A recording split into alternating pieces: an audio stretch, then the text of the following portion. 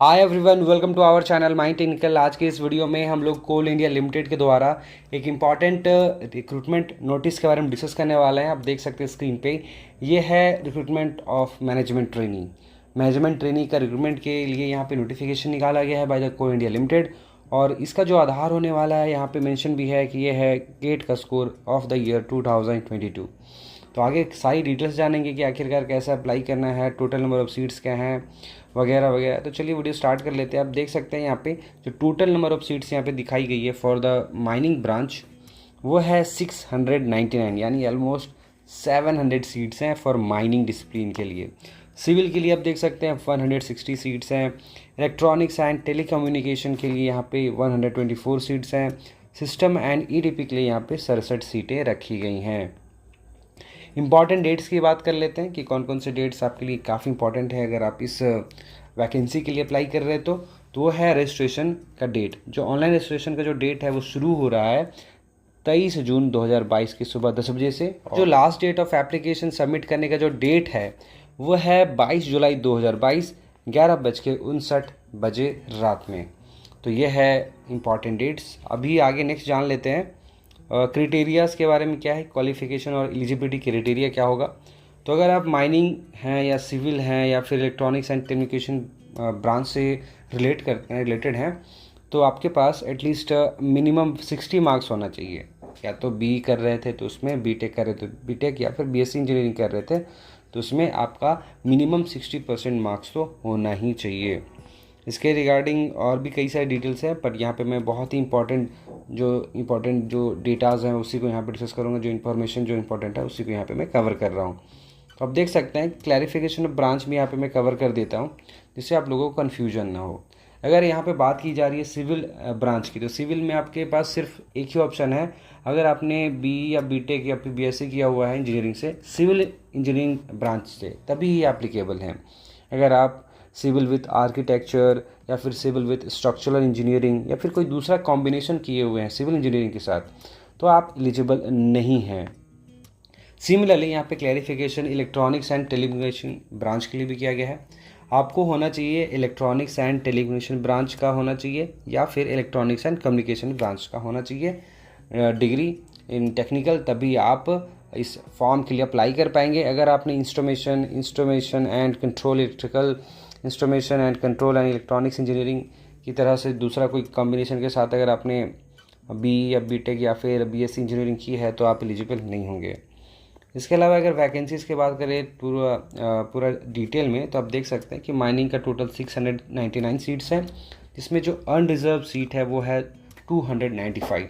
EWS के लिए 70 सीटें रखी गई हैं, एससी के लिए 98 हैं, एसटी के लिए 55 एंड ओबीसी के लिए यहाँ पे 181 सीट्स हैं। सिमिलरली सिविल के लिए आप देख सकते हैं 160, 70, 16, 20, 12 एंड 40 रखा गया है। आप देख सकते हैं ये है पूरा डिसिप्लिन वाइज जो है कैटेगरी वाइज कितने नंबर ऑफ़ सीट्स हैं यहाँ पे आप देख सकते हैं स्क्रीन पे। यहाँ पे और भी यहाँ पे बातें की गई हैं कि जो सीट्स हैं वो डिक्रीज़ भी हो सकती है, इंक्रीज़ भी हो सकती हैं। इसके अलावा और भी इंफॉर्मेशन डिस्कस कर लेते हैं सिलेक्शन प्रोसेस को लेके। तो देखिए यहाँ पे साफ साफ क्लियरली मेंशन किया हुआ है कि जो बेसिस होगा सिलेक्शन का वो गेट स्कोर ही होगा 2022 का, और जो इसी स्कोर के आधार पे जो स्टूडेंट होंगे, जो कैंडिडेट्स होंगे, उनको शॉर्ट लिस्ट किया जाएगा और 1:3 रेशियो में सिलेक्शन प्रोसेस के लिए बुलाया जाएगा। और जो फाइनल मेरिट लिस्ट जो बनेगा ना, वो गेट 2022 के स्कोर पर ही बनेगा। अगर आपका जो स्कोर आया है गेट का, जो मार्क्स आया है वो 2021 का है या उससे पहले का है, तो इनवैलिड होगा, उसको यहाँ पे काउंट नहीं किया जाने वाला है। सिर्फ और सिर्फ 2022 का गेट स्कोर ही वैलिड होगा फॉर दिस रिक्रूटमेंट।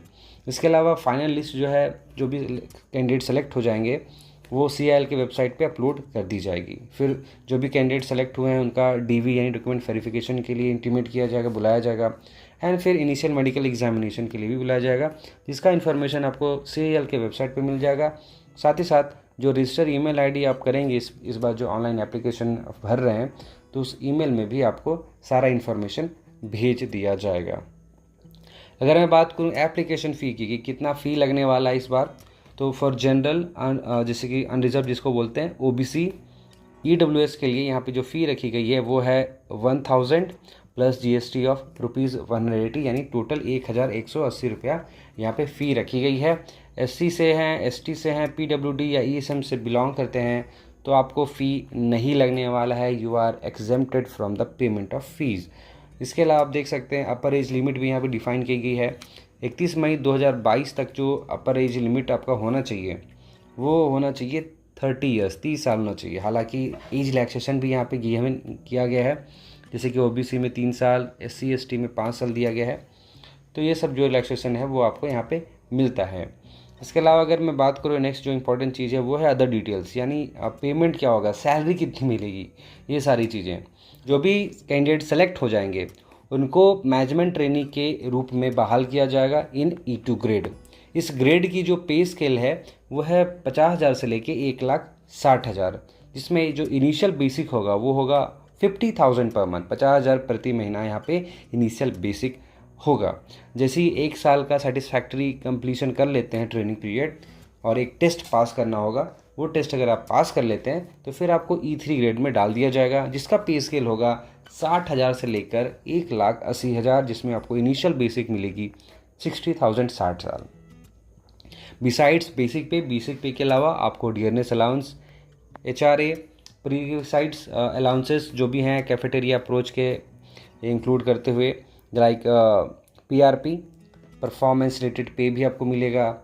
बहुत सारे बेनिफिट्स भी मिलेंगे जैसे कि लीव वगैरह, medical facilities, CMPF, CMPS, gratuity, CL executive defined contribution pension scheme वगैरह भी आपको यहाँ पे लाभ मिलने वाला है।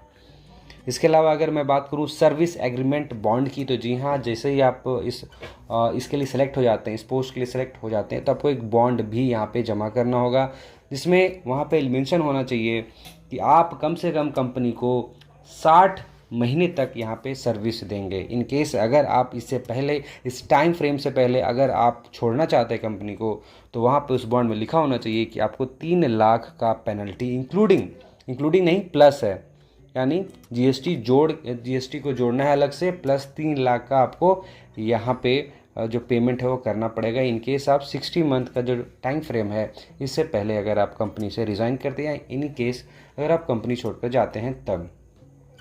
हमेशा ध्यान ये देना है कि जब भी सिलेक्शन होगा, सिलेक्शन से पहले यहाँ पे कैंडिडेट्स का IME तो होगा ही होगा।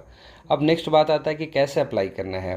अप्लाई करने का तरीका बेहद सिंपल है। आपको जाना है कोल इंडिया लिमिटेड के ऑफिशियल वेबसाइट पे, फिर वहाँ पे आप जाइएगा तो यहाँ पे कैरियर विद सेल दिखेगा, फिर वहाँ पे आपको क्लिक करना है जॉब्स एट कोल इंडिया, और वहाँ पे आपको सारा जो प्रोसेस है सारा वहाँ पे मिल जाएगा।